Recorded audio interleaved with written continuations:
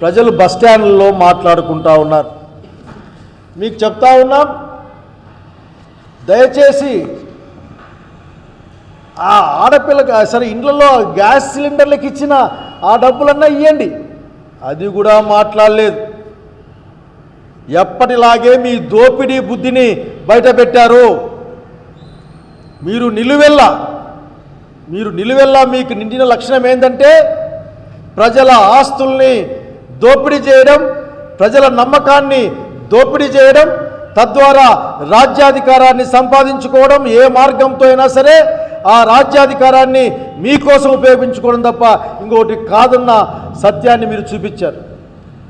అయా చంద్రబాబు నాయుడు గారు ఆ ప్రధానమంత్రి గారిని కర్నూలుకు పిలిపించి జిఎస్టీ తగ్గిపోతే విపరీతంగా ప్రజలకు లాభం వస్తూ ఉంది, ధరలు తగ్గిపోతాయన్నాయని చెప్పేసి మీరు బాకా ఊది డంకా కొట్టి ఆఖరికి ఆ రోజున ఒక 100 కోట్లు 150 కోట్లు ఆంధ్రప్రదేశ్ ప్రజల డబ్బులను అయిపోగొట్టారు.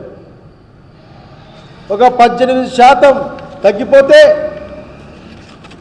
28 నుంచి ఎక్కడ ప్రజలు బాగుపడతారని, ఎక్కడ ప్రజల దగ్గర 4 డబ్బులు మిగులుతాయి అని జిఎస్టీలోంచి 10% మినహాయింపు వస్తే మీ బాబు గారి ట్యాక్స్ వలన ఇంకొక 10%. నిజంగా మీకు నిర్ణయం చేసేటప్పుడు ఏమాత్రం సోయి ఉండదా? ఏమాత్రం ప్రజల పట్ల బాధ్యత ఉండాలన్న ఆలోచన మీకు ఉండదా?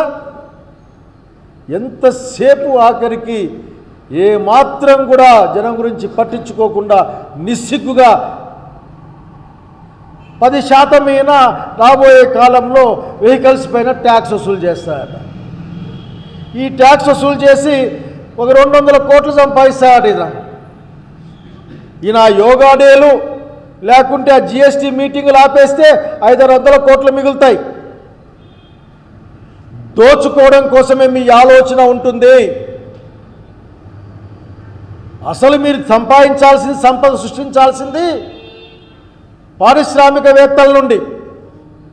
వాళ్ళ దగ్గర నుండి మాత్రం మీరు 99 పైసలకి భూములు ఇచ్చేస్తారు, ఉచితంగా భూములు ఇచ్చేస్తారు, ఇంకా రాండి రాండి అని పిలుస్తారు. దాంట్లో ఏ మతలబు ఉందో, దాంట్లో మీకు ఏ లాభం ఉందో భవిష్యత్తులో అందరికి కూడా స్పష్టమవుతుంది. ఈరోజు అనుమానాలు మాత్రమే ఉన్నాయి.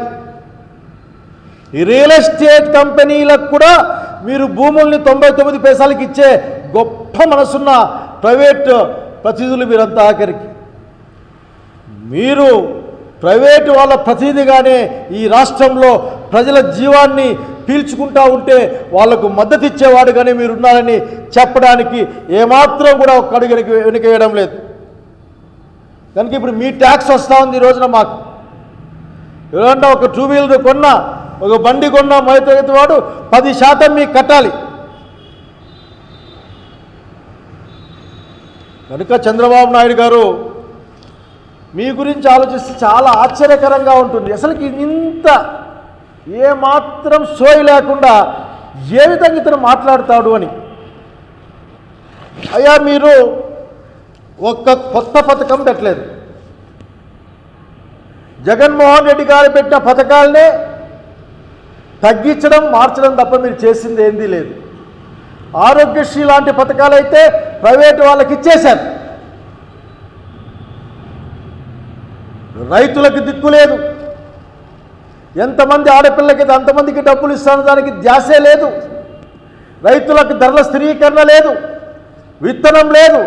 యూరియా కోసం కూడా బ్లాక్లో కొనుక్కునే పరిస్థితి, యూరియా కోసం మైళ్ళ కొద్ది క్యూలు పెట్టుకునే పరిస్థితి. ఇప్పుడు మీరు పన్నులు వేయడమే. చంద్రబాబు నాయుడు గారు మీ కరెంటు రెగ్యులేటరీ వాళ్ళే చెప్పారు, మీరు దుర్మార్గంగా డబ్బులు వసూలు చేశారు, అన్యాయంగా ప్రజలను దోచుకున్నారు, ఎన్నికి కట్టండి అని. దాదాపు మీ నాయకత్వంలో 19,000 కోట్ల రూపాయల పైగా కరెంటు బిల్లుల్ని జనం పైన వేసిన మాట వాస్తవం కాదా? వెనక్కి కట్టమంటే మేము దాని ఏదో ఏదో అప్పులు ట్రప్పులో బ్యాకప్లో చేస్తారట వీళ్ళు.